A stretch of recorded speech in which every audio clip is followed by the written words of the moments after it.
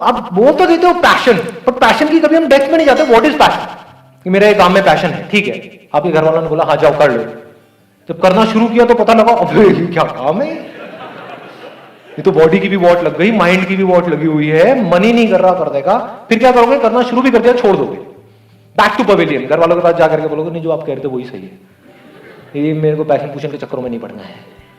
तो पैशन की हम डेप्थ को कभी समझ ही नहीं पाते हैं। What is passion? Passion means कि अगर एक बार आपने सोच लिया कि एक काम को करना है तो now you are mentally prepare कि आप चाहे कुछ भी हो, have to keep going on. उसमें जो प्रॉब्लम्स आ रही है उसको भी पैशनेटली फेस कर रहे हो, मतलब खेल की तरह देख रहे हो, सीखते चले जा रहे हो। तो passion for not winning, that is not passion. Passion for playing, exactly. देखना है कि मैं कहां तक जा सकता हूं, कहां तक जा सकती हूं, जो लिखा हुआ है डिस्कवर योरसेल्फ, खुद को डिस्कवर करना है। अगर ये आपका पैशन है तो ऐसे बंदे का कॉन्फिडेंस कैसा होगा, ऐसे बंदे की सेल्फ एस्टीम कैसी होगी? किस खेल को मास्टर करते चले जाना है, मतलब लाइफ के जितने भी एस्पेक्ट्स हैं उन सबको मास्टर कर लेना है। लाइफ में बहुत सारे एस्पेक्ट्स है ना, हेल्थ है, वेल्थ है, रिलेशनशिप्स है, ये सबको मास्टर करना है, कुछ भी नहीं छोड़ना है। तो आप कह सकते हो कि बंदा पैशनेट है। Passionate for what? Passionate for life. तो पहला है पैशन, दूसरा है प्रैक्टिस। प्रैक्टिस। कॉन्फिडेंस का मतलब क्या है, ध्यान से समझना। हम सेल्फ कॉन्फिडेंस किसको समझते हैं कि एक बंदे ने सोच लिया कि मेरे को जीतना है तो वो जीत गया, इसको सेल्फ कॉन्फिडेंस ना। बढ़िया से बढ़िया अगर बैट्समैन भी हो, उसको एक घटिया से घटिया बॉलर भी आउट कर सकता है, नहीं कर सकता है? तो बैट्समैन ये नहीं कह सकता, he can't be confident that I will never get out. तो कॉन्फिडेंस किसको कहेंगे, सेल्फ कॉन्फिडेंस किसको कहेंगे? कि मेरी जो प्रैक्टिस है वो कमाल की है, तो आई मे विन और lose in the short term, but in long term मेरे को आगे बढ़ने से दुनिया की कोई ताकत रोक नहीं सकती है, क्योंकि मैं एक अच्छा प्लेयर हूं। इसको सेल्फ कॉन्फिडेंस कहेंगे? या उसको जिसकी प्रैक्टिस में दम नहीं है, उस बंदे में दम नहीं है, लेकिन आकर के चीख रहा है, चिल्ला रहा है, दुनिया को बोल रहा है देखो मैं ये कर सकता हूं। Over confidence. Is practice enough और practice in the right direction, right kind of practice? What is right kind of practice and what is wrong practice? जिस फील्ड में भी आप हो उसमें आप उनसे सीख रहे हो जो उस फील्ड में एक्सपर्ट्स हैं। ऐसा नहीं उससे सीख रहा हूं जिसको एबीसीडी भी नहीं पता उस गेम की, अब वो चाहे अच्छा बोल रहा है चाहे बुरा बोल रहा है, भाड़ में जा। आई बात पकड़ में, ये ज्यादा हो रहा है, डीप हो रहा है। फॉलो कर पा रहे हो मेरे को या ज्यादा तेज जा रहा हूं मैं? थोड़ा धीरे जाऊं? पकड़ पा रहे हो ना? हाँ, इसको लाइफ से रिलेट करना, सिर्फ गेम तक मत रहना। मतलब कि लोग आकर के आपको एडवाइस देते हैं कि तू कर सकता है, नहीं कर सकती, उनको एबीसीडी भी नहीं पता उस फील्ड के बारे में जिस फील्ड में आप जा रहे हो, और आप चलना बंद कर देते हो, तो आप बेवकूफ नहीं हो।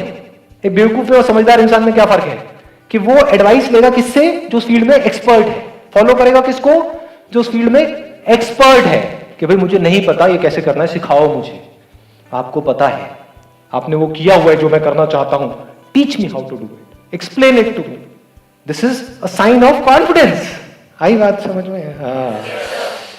अब किसकी प्रैक्टिस सही डायरेक्शन में है, किसकी नहीं है? वो बंदा जो प्रैक्टिस कर रहा है, जो भी उस खेल के एक्सपर्ट्स हैं उनके अकॉर्डिंग, या तो उनको ऑब्जर्व करके। अब इसमें आपको जरूरी नहीं है कि आपको उनके पर्सनल कांटेक्ट में होना है, यानी अगर आपको फुटबॉल खेलना है तो आप मेसी को देख करके भी सीख सकते हो। फिर जब आप एक लेवल पे आ गए, जब आपको बेसिक समझ आ गए उस पर्टिकुलर फील्ड के, अब आप एक्सपेरिमेंट कर सकते हो। लेकिन स्टार्टिंग में आपको किसी ना किसी को फॉलो करना पड़ेगा, किसी ना किसी से सीखना पड़ेगा। जैसे अगर आपको एक साइंटिस्ट बनना है तो शुरू में तो साइंस की बेसिक नॉलेज तो लेनी ही पड़ेगी, फंडामेंटल्स तो सीखने पड़ेंगे। फिर उसके परम्यूटेशन एंड कॉम्बिनेशन से आप कुछ ऐसा क्रिएट कर सकते हो जो आज से पहले किसी ने ना किया। बट रूल्स को ब्रेक करने के लिए भी पहले हमको रूल्स को समझना पड़ेगा। ये सक्सेसफुल होने की सबसे बड़ी क्वालिटी है। आप यूट्यूब पे जाओगे, जाकर के सर्च करो हाउ टू गेट रिच, कम से कम 50 लाख वीडियोस आएंगी, और उसमें बंदों को देखोगे वो आकर के बात कर रहे हैं कि अमीर कैसे होना है, और उनको देख करके आपको समझ आ जाएगा इस बंदी की जेब में 10 रुपए भी नहीं है, मतलब 100 रुपए छोड़ो 10 रुपए भी नहीं है, और वो आपको सिखा रहा है कि अमीर कैसे होना है, और आप देख देख करके सोच रहे हो मैं अमीर हो जाऊं, मुझे समझ आ गया है। क्या खाक समझ आया है? तो it's not just about learning from books, it's not just about learning from people, it's about learning from the right kind of books and from right kind of people. Only that will make you successful. कहीं से भी कुछ भी अंदर feed कर रहे हो और सोच रहे हो उसके बेस पे कुछ हो जाएगा, कुछ नहीं होने वाला है। जो बंदा सक्सेसफुल है ना किसी भी फील्ड में, वो कुछ नहीं भी बोलेगा, कुछ नहीं भी करेगा, उसको सिर्फ देख करके उसकी बॉडी लैंग्वेज से आप बहुत कुछ सीख सकते हो। मतलब जिसको एक्टिंग नहीं आती है वो आपको 10 साल तक बैठ करके एक्टिंग सिखाता रहे,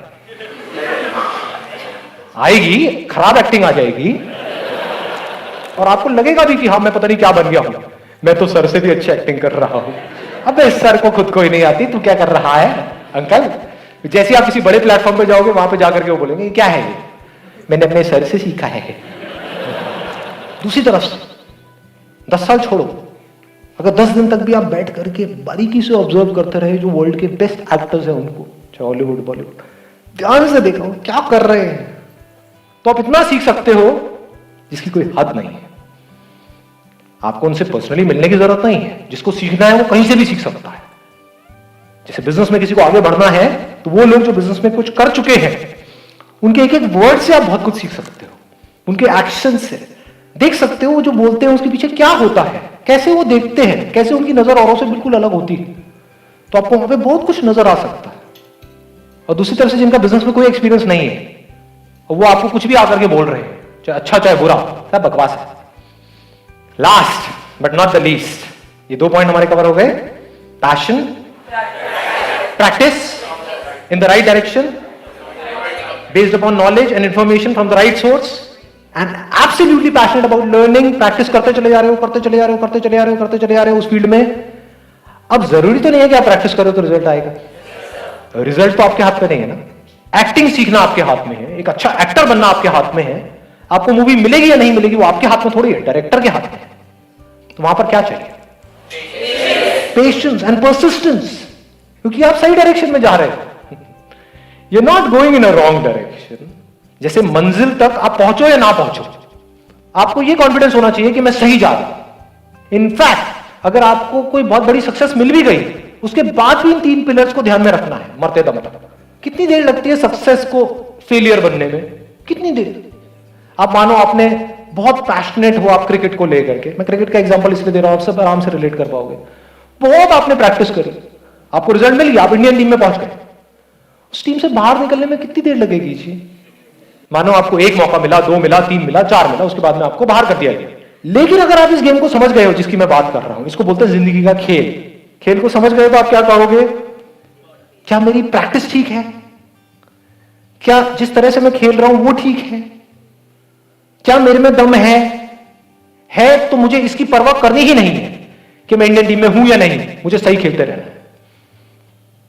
this is called persistence. This is not a negative word, this is an extremely positive word. Persistence को, पेशेंस को हम नेगेटिव समझते हैं ना जी। This makes you stronger. तो अगर सब कुछ मिल करके आपसे छीन भी लिया गया, आपको रत्ती भर भी फर्क नहीं पड़ेगा अगर इस खेल को आप समझ गए हो तो, क्योंकि आपकी सेल्फ एस्टीम तगड़ी है। भाई मेरे खेल में तो दम है, कब तक नहीं मेरे को मौका देंगे, कब तक मेरे को रोकेंगे आगे जाने से? जैसे आसमान में अगर सूरज है तो उसको कितनी देर तक बादल रोक सकते हैं? उसकी चमक को कितनी देर तक रोका जा सकता है? कुछ देर तक। लेकिन अगर चमक होगी तो पूरी दुनिया को दिखेगी, उसको रोकने का कोई तरीका नहीं है।